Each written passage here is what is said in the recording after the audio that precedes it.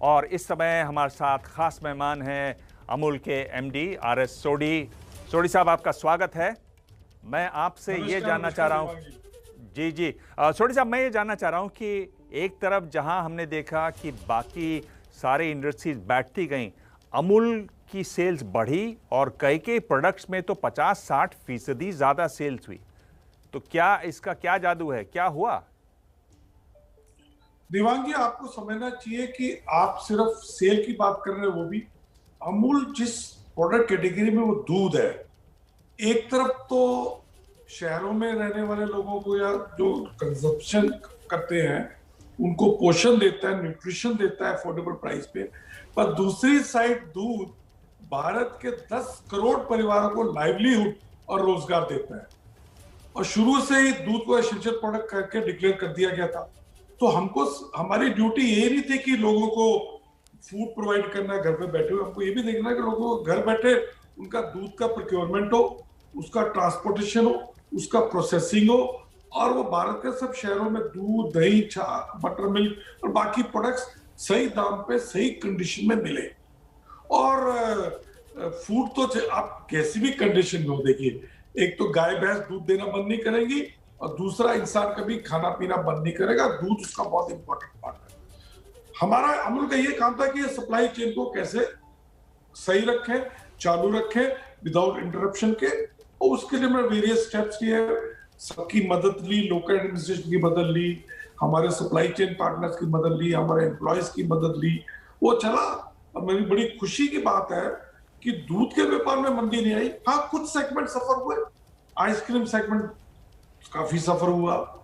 हमारा जो hotel restaurant का सेगमेंट था 10% 12% सेल होती, वो बहुत फर्क आया। हाँ, बट कुछ सेगमेंट बढ़े। सो ओवरऑल दूध के व्यापार में कोविड का कोई इम्पैक्ट नहीं आया।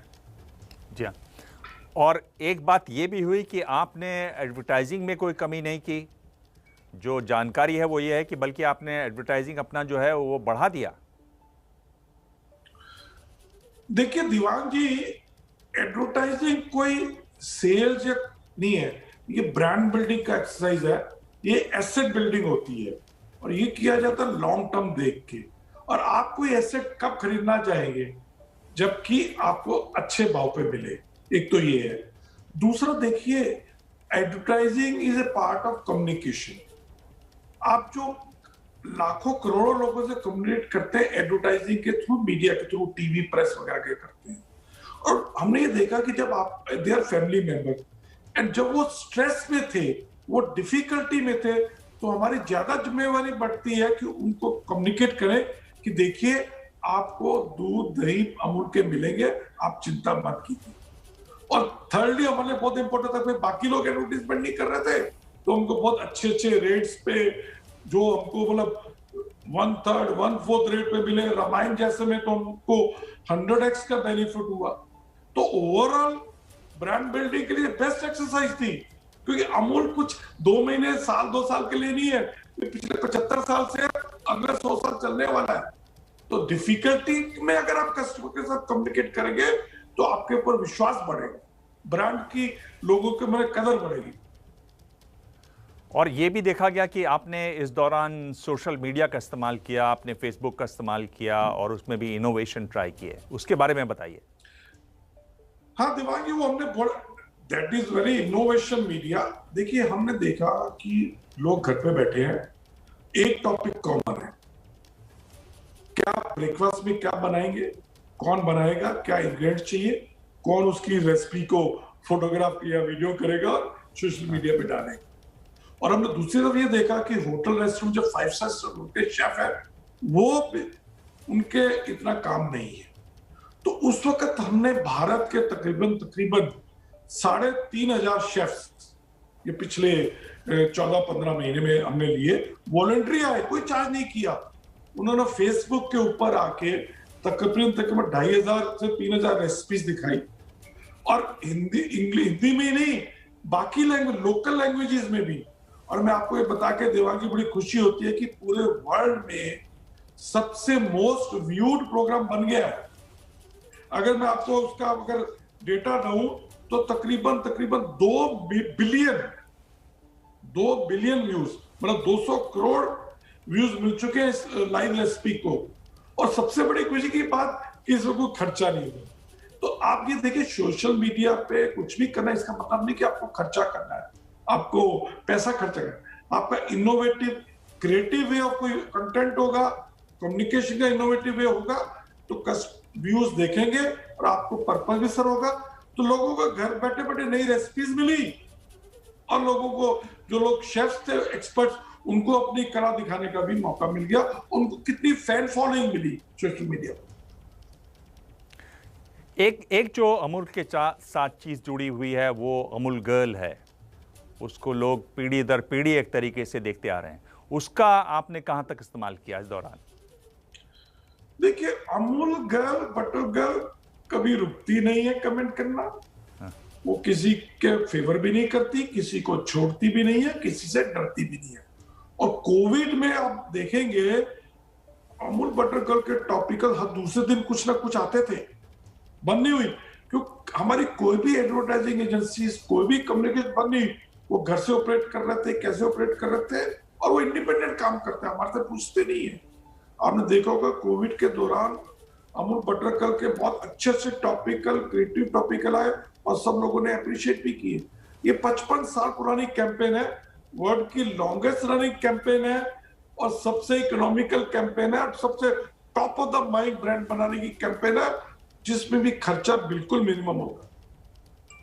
देखिए, अमूल तो अच्छे प्रोडक्ट देती है, अच्छे प्राइस पे देती है, इसलिए हमारी कैंपेन, ब्रांड बिल्डिंग, कम्युनिकेट, वो भी वैल्यू फॉर मनी होगी। आप ये बताइए, आपने कहा कि आपने लगातार वीडियो डाले और अलग अलग शेफ आए और सबने बनाना सीखा, और घर में ये चर्चा होती थी कौन बनाएगा खाना। आप छोले भटूरे बना पाते हैं कि नहीं, कि क्या बनाते हैं आप? देखिए, मैंने, जो मुझे याद है, पहले 1 महीने में 3 चीज बनाई। सुबह तो एक मैंने स्टफ्ड आमलेट बनाया, फिर मटन बिरयानी बनाई एक बार, हाँ जी, और एक बार आलू के स्टफ पराठे बनाए। बाकी मेरी 2 बेटियां, मेरी वाइफ, मेरे सन इन लॉ, सबकी एक एक दिन ड्यूटी लगती थी, क्योंकि घर पे तो कोई आता ही नहीं था। और ये टाइम ऐसा था कि सबको अपनी स्किल्स ट्राई करने का, फैमिली बॉन्डिंग करने का, एंजॉय करने का बेस्ट टाइम था। और यही फर्क है, पिछला कोविड हमने एंजॉय किया, पर इस कोविड में काफी सबको स्ट्रेस हुई, वो आप भी जानते हैं। इस ये सेकंड कोविड में लोगों ने इतना एंजॉय नहीं किया जितना पहले कोविड। जी, ये बताइए कि अमूल का जो प्रोडक्ट है, जिस तरह से वो प्रोडक्ट बनता है, जिस तरह से लोग उसमें जुड़े हुए हैं, उससे आप कैसे जोड़ते हैं अपने इस पूरे कैंपेन को? ये कैसे उसमें आप समन्वय स्थापित करते हैं? देखिए, अमूल की जो बेसिक कम्युनिकेशन स्ट्रेटेजी है, 2 चीजें, एक तो कंसिस्टेंसी है। हम जो भी कम्युनिकेशन करते हैं वो कंसिस्टेंट रहता है, जहां तक हमारी पूछ नहीं रहती। जैसे Amul butter topical utterly butterly delicious 55 साल पुरानी है, ठीक है। अमूल टेस्ट ऑफ इंडिया 25 साल पुराना है, और अमूल दूध पीता इंडिया भी 20 साल होने जा रहे हैं। पहली तो बात है। दूसरा, हमारी कोई भी कैंपेन होगी, उसमें हम जो क्लेम्स करते हैं, कोई रियलिस्टिक करते हैं। हम कोई ऐसे हाई फाई क्लेम नहीं करेंगे कि जो है नहीं। हम ये नहीं बोलेंगे कि दूध पीने से 2 दिन में आपकी हाइट 1 फुट बढ़ जाएगी, या आपको कोई बीमारी नहीं होगी। हाँ, उसके बेनिफिट्स बताते हैं, इसलिए जो कैंपेन के ऊपर विश्वास होता है। दूसरा, क्योंकि मैंने बोला हमारा एडवर्टाइजिंग का स्पेंड जो है हमारी सेल का 1% से कम होता है, जबकि दूसरी फूड कंपनी का 8 से 15% होता है। तो हमको जो कैंपेन करनी है, अम्ब्रेला ब्रांडिंग में करनी, सिर्फ अमूल में हमारा एक ही ब्रांड। दूसरा, ऐसा क्रिएटिव कंटेंट होता है और ऐसा क्रिएटिव मीडिया होता है जो हमारे एडवर्टाइजिंग एजेंसी करते हैं। शशि सिन्हा जी भी आपके अभी आ रहे हैं, अमेरिका से आ चुके हैं। तो वो ऐसा बढ़िया हमारे को मीडिया देते हैं कि जिससे कम खर्चे पे ज्यादा हमारा इम्पैक्ट हो, और top of the mind brand बना रहे। आप अभी वही बात कर रहे हैं, अमूल बटर टॉपिकल कैंपेन जो डेकुना एसोसिएट्स की राहुल डेकुना करते हैं, तो टॉप ऑफ द माइंड है, खर्चा कुछ करते ही नहीं है उसमें। जी, एक हमने जो ये देखा, ये जो पेंडेमिक था, वो साइमल्टेनियसली जितने भी ग्लोबल लीडर्स हैं उनका एक तरीके से टेस्ट हुआ। आप छोटी कंपनी चलाते हैं, बड़ी कंपनी चलाते हैं, आप देश चलाते हैं, राष्ट्रपति हैं, प्रधानमंत्री हैं, सबको एक ही टेस्ट देना था कि कैसे इससे बचना है, कैसे। मैं आपसे पूछ रहा हूं, आपके लिए इस दौरान एक बड़ी लर्निंग अगर कोई रही तो वो क्या रही?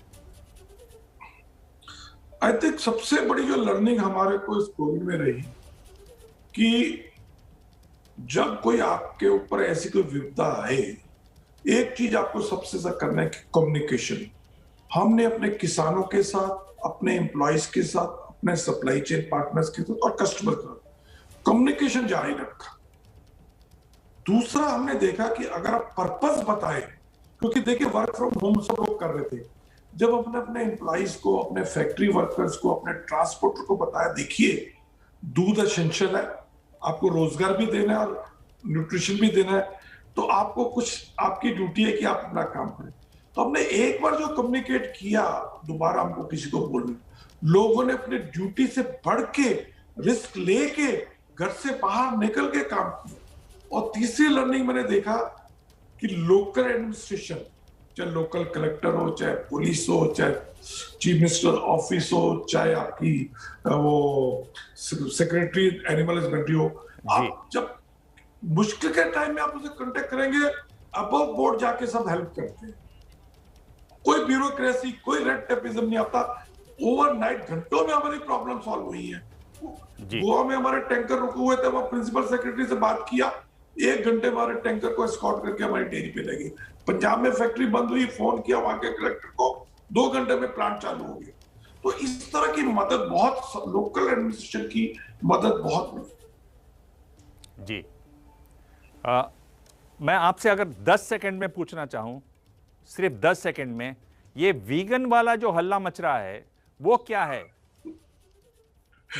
वेगन वाला अपना 10 सेकंड में तो देखिए कहना मुश्किल है, इतना कह सकता हूँ। जी, अच्छा बोलिए, आप बोलिए। भारत का डेयरी उद्योग 8 लाख करोड़ का है और ये पूरी ग्रामीण व्यवस्था में 30% कंट्रीब्यूट करता है। अभी क्या हो गया कि फॉरेन की बहुत सी मल्टीनेशनल बड़ी कंपनी इंडिया में आई, सफल नहीं हो पाई, क्योंकि भारत की पूरी डेयरी उद्योग कॉपरेटिव और किसानों के हाथ में है। अब उनको ये देखना है कि कैसे इस डेयरी उद्योग के ऊपर कब्जा किया जाए, तो वो अभी डेयरी में तो आ नहीं सकते। तो अभी ये जो जेनेटिकली मॉडिफाइड प्रोडक्ट को केमिकल्स डाल के, सिंथेटिक विटामिन डाल के, सिंथेटिक कलर डाल के, वो बोल रहे हैं कि ये वेगन है, ये प्लांट बेस्ड प्रोडक्ट है और ये हेल्थ के लिए अच्छा है। हम बोलते हैं अगर हेल्थ के लिए अच्छा है तो आप दूध क्यों लिखते हो? कानूनन दूध नहीं लिख सकते, आप अपना लिखो ना वेगन है, आप लिखो ना कि सोया का जूस है, सोया का उसमें बहुत अच्छा है, और ये लीगली रॉन्ग है। बेसिकली ये कुछ नहीं है। देखिए, भारत की ग्रामीण व्यवस्था के ऊपर कब्जा करना है, क्योंकि भारत की ग्रामीण व्यवस्था का पैसा सारा भारत के गांव में जा रहा है। इनको कैसे ये पैसा बाहर लेके जाना है, और ये होगा तय कि अगर हम बाहर से ये so called vegan products import करें या उसके इंग्रेडिएंट्स इंपोर्ट करें।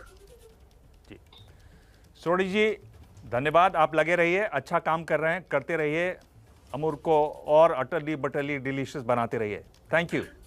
थैंक यू देवान, थैंक यू देवान जी, थैंक यू, धन्यवाद।